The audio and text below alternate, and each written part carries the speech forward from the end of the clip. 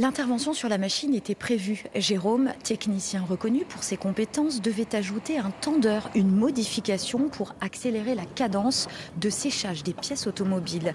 Une fois le travail terminé, le salarié va bloquer les portes de la machine à laver, demander au conducteur de ligne de la redémarrer. Quelques minutes plus tard, il se penchera à l'intérieur et recevra un caisson sur le thorax. Ce blocage des portes ou chantage du système de sécurité est une pratique dangereuse, alors répandue, une pratique pointée du doigt par l'avocat des parties civiles. Ce qui a été mis en avant, c'était que cette pratique du chantage des machines chez Renault-Cléon était une pratique courante, connue de la hiérarchie et tolérée par la hiérarchie.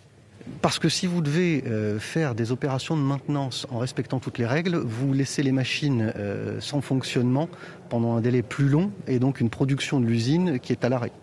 La défense, de son côté, estime que Jérôme, victime de l'accident mortel, était un technicien expérimenté depuis plus de 15 ans sur le terrain. Ayant bénéficié de formations sur la sécurité, il était loin d'être un débutant.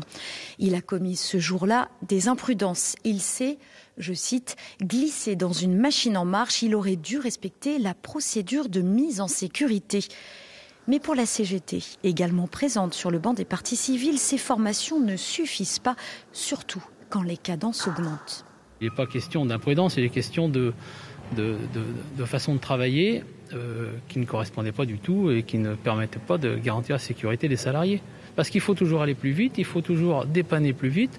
Comme en 2019, la procureure a requis l'amende maximum à l'encontre de Renault, soit 200 000 € d'amende. Elle a reconnu des carences en matière de formation.